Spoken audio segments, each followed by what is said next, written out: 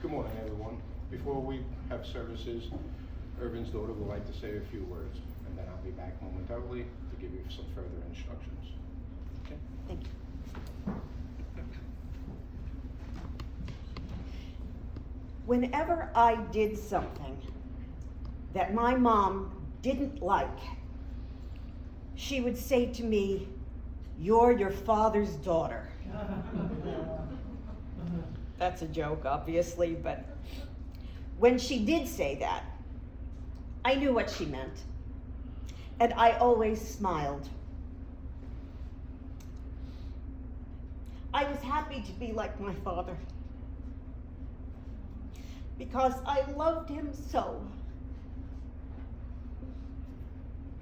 My hero. Proudly born and raised in Brownsville, Brooklyn, New York, my dad grew up thinking his birthday was February 12th. And when he was 16 and needed papers to work, he went to the Hall of Records, and he couldn't find himself anywhere on February 12th. So he finally looked at February 11th, just for fun, and there was his name. When he went home and he asked his mother why she always told him his birthday was February 12th, she said, "I wanted you to have the same birthday as Abraham Lincoln." A hero of hers. A hero is described as a person who has given his or her life to something bigger than one's self. And that was my mom. And that was my dad.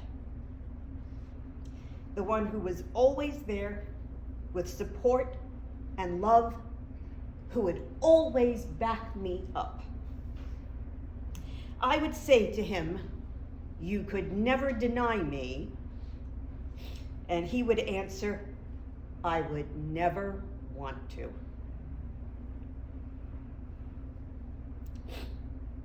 I am like my dad in many ways. I inherited a lot of his easygoing nature. I inherited his blue eyes. Well, not exactly. My mom had green eyes. I have blue eyes. My dad had one green eye and one blue eye. One to match each of his girls. I inherited his sensitivity and his sentimentality. I remember how we both sat watching movies like Godspell or even The Lion King, and we wept all the way through the movie. Two sentimental souls, both happy that I always carried Kleenex in my purse. Both my mom and dad were so supportive of everything I did, especially all of the theater. When I performed Godspell on and off for 11 years, it would always be my dad who would not only drive me to rehearsals, but during the middle of winter, on streets heaped with snow and ice, would pile the entire cast, and there were 10 of us, plus 2 guitars, and all of the show props into the back of his station wagon, and he would drive everyone, no matter where they lived, home, time and again. When I was performing in Summerstock, he would drive my mom 7 hours up to New England and 7 hours home every weekend just to see my work. And every actor in Summerstock was jealous that my parents supported me so loyally. When I became the director of the Passion Play at the Park Theater in Union City, there were my parents again, right there next to me with their support. Always needing more men in the show, my father wound up as an actor in the Passion Play because you can always count on your dad to be there.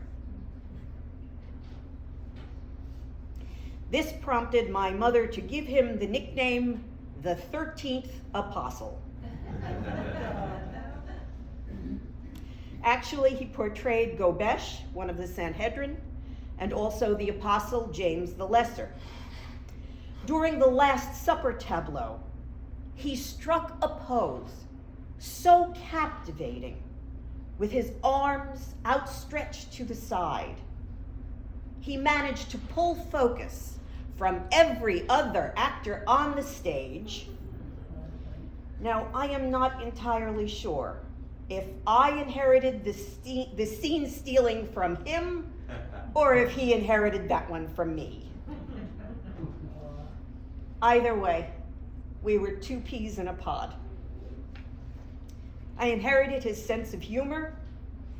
My dad always had a great sense of humor and loved to make people laugh. He maybe always secretly wanted to be a comedian.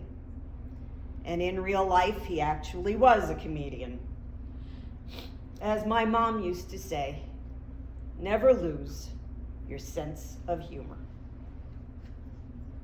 I inherited his love of all cats and dogs.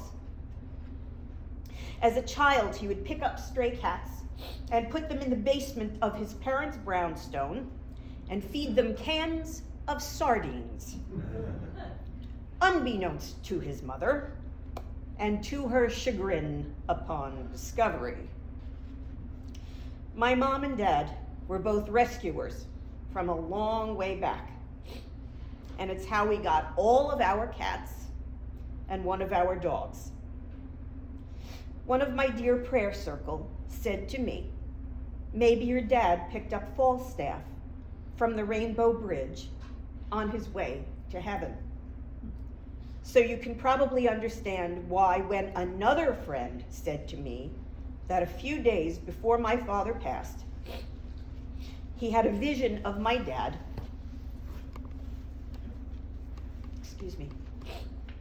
he had a vision of my dad with our Falstaff standing before the pearly gates.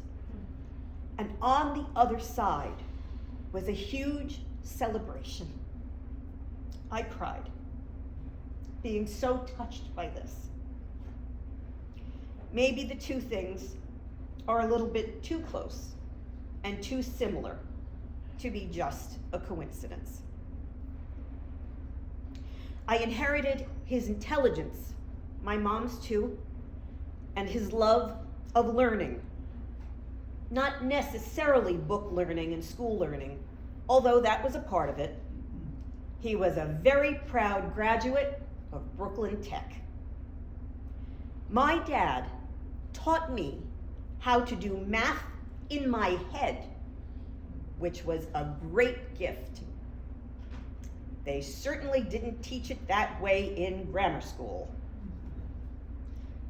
The world was his teacher, and he taught me how to make it mine too.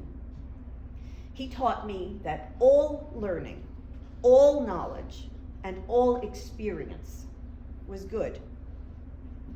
I inherited his business acumen, and without my dad, I never would have purchased and taken over a dance studio. That was his idea. He decided that I should do it because it would teach me how to run a business. And it did. And I loved it. He loved running his business. He grew up in the shop, the business that his father started, and was already working there when he was 6 years old, sweeping the floor for his father. Then at 8 years old, he and his friends would stuff little pieces of foam into shoulder pads. They were paid in pennies. And boy, they wasted no time in exchanging those pennies for a treat at the candy store. That was a big part of his life and his nostalgia. It was heartbreaking for him to give it up when between 2 generations, Tanner Associates was nearly 100 years old when it closed. Even up until very recently, when my dad would dream, he wouldn't dream of beautiful vistas like other people do.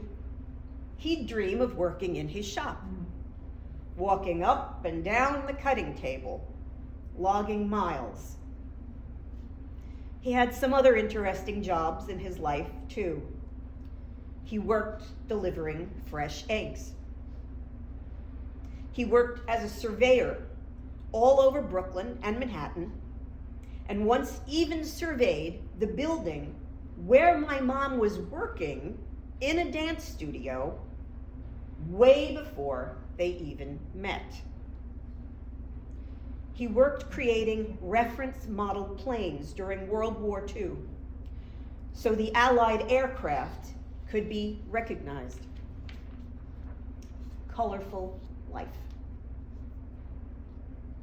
I inherited his love of music, song, and singing. His favorite singer was Nat King Cole. Well, me and then Nat King Cole. I loved listening to my dad when he sang. He didn't have a formally trained voice, but it was melodious and beautiful, just like his speaking voice. He enunciated. He sang all kinds of music to me, from ancient Russian folk songs that no one else knew, to mnemonics set to pieces of classical music. I learned a great deal of American folk music because my dad took guitar lessons. I got to hear him sing all the time. He was accompanying himself, practicing his guitar. That's also how I learned to play guitar, just by watching him. When he was just 6 years old, he entered a talent contest at a birthday party, and he sang Dancing Cheek to Cheek. And with that prophetic tune, he won the contest. He must have known that my mom was coming along in another 30 years or so. He loved and connected with Debussy's Clair de Lune for no particular reason. Clair de Lune, French for moonlight. His song with my mom, Picnic and Moon Glow. His favorite song, Stardust. And then they had a moonchild. I am beginning to sense a theme. His favorite songs were Stardust and Deep Purple, both absolutely beautiful songs about loss and longing.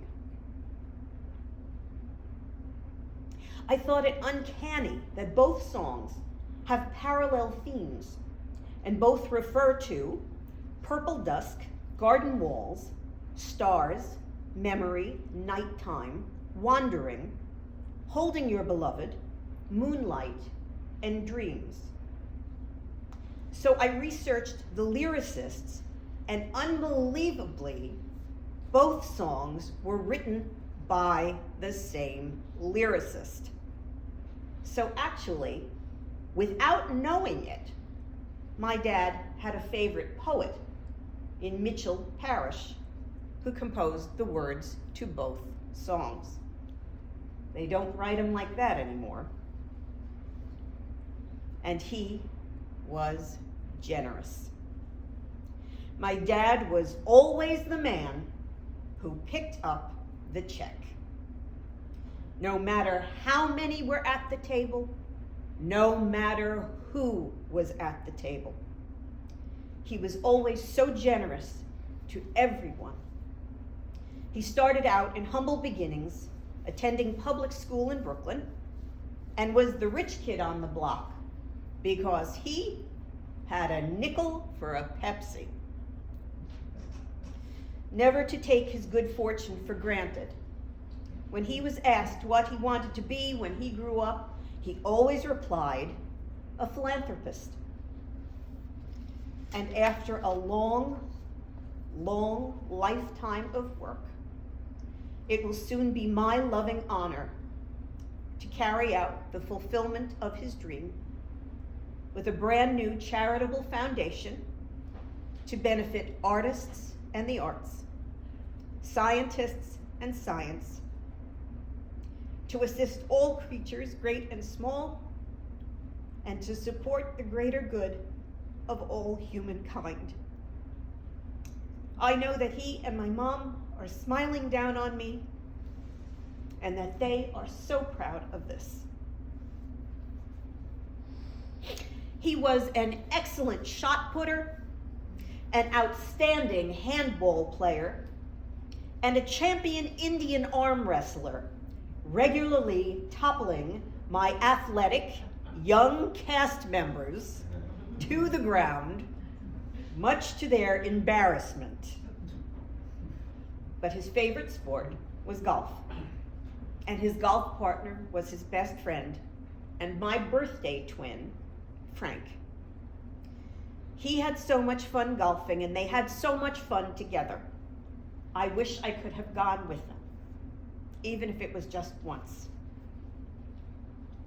He wasn't loquacious, but had a wonderful vocabulary and was a voracious, avid, indefatigable bibliophile, and imparted to me his veracity and my love of the English language. Indubitably. My father would have loved that sentence. A family vacation down the shore meant spending time together on the beach, relaxing, and always finally getting time to read a book. My dad always had a mind that worked as what is now called outside the box. And it's funny how the brain works. He came up with things out of left field. And I knew him very well, and I asked him, how does it feel for someone to know you so well? And he said, it's a little disconcerting that you know me so well. So you would think, after a lifetime, I would know everything there is to know about the man. And a large part of that is very true, but he was still always able to surprise me. He would come up with words that I had never heard before. He was 90 and above when he came up with trencherman, hors de combat, métier, avoirdupois, plus ça change, plus ça la même chose, meerschaum, and concupiscence. I really hope I inherited that part of him. I learned a lot of things from my father. He used to tell me a folk tale about a young man who was madly in love with a selfish woman. The woman told the young man to prove his love to her by cutting his mother's heart out and bringing it to her, which he did. And in his haste to bring the woman his mother's heart, he tripped and fell, and the heart cried out, "Be careful, my son. Don't hurt yourself." It's that kind of fatherly love that he had for me. Unconditional. He loved to dance. He loved to dance. That's the memory he wanted to leave. He met my mom on a blind date, at a dinner dance date, at the Cheyenne Chateau, which was a supper club with a live band, of course, in Mountainside, New Jersey. Famously, the first traffic light from New York, but my mom wasn't his date. And the rest is history. My dad used to tell the story about that first date all the time. He had to leave Brooklyn, make his way through Manhattan, and being that the Cheyenne Chateau was the first light after New York, he figured, how far could it be? He got to the other side of the Lincoln Tunnel. Looked for the light, no light. He got on Route 29 and started to drive. And drive. And he drove. And he drove. Did I miss the light? And drove. And drove. All the way down to Mountainside, New Jersey, where there in the distance was the traffic light. First light after New York. My mom and dad were ballroom dance instructors for many years, including when my mom was carrying me. So I would like to think I was part of that team even then. I don't think I would ever have fallen in love with ballroom dancing if not for my father. That was all him. He was so much fun to dance with and a superb lead. He was never happier and never more in his element than when he was partnering my mom. I grew up watching them. They were a joy to watch, and their joy was infectious. It was like watching sunshine. I can't think of a time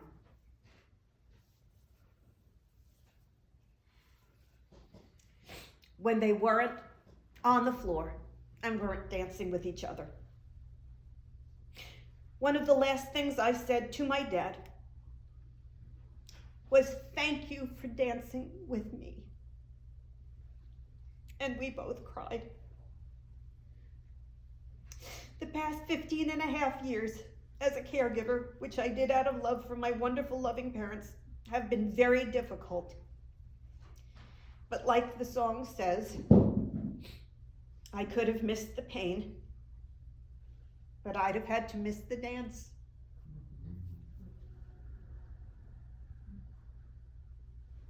He would sometimes say to me, "Thank you." And I would say, "For what, Daddy?" And he would say, "Thank you for being you." I miss that already. He would call me on the phone and say, "I just wanted to tell you, I was just sitting here and thinking how lucky I am to have you for a daughter. And I am doubly lucky to have had your mom as my wife." Sometimes I would ask him if I could do anything for him, and he would say, "Yes. Stay as sweet as you are," singing his answer back to me. And very recently, he said to me, "Thank you. You gave me a life," letting me know that everything he did for me in my life was his joy. I would like to close with my dad's own words. First, his most memorable quote to me, which was, "Don't worry, another trolley car will come along." Said to me at times when I felt bad that I lost an opportunity, or when the opportunity somehow lost me. It was wise and comforting and hopeful and optimistic and somehow really sums up my daddy dear. And the second quote, I was a lucky man. I had a 24-karat gold wife and a gem for a daughter. Not just a diamond, but a gem. You were my hero, Daddy. The dance partner of my heart. I love you always.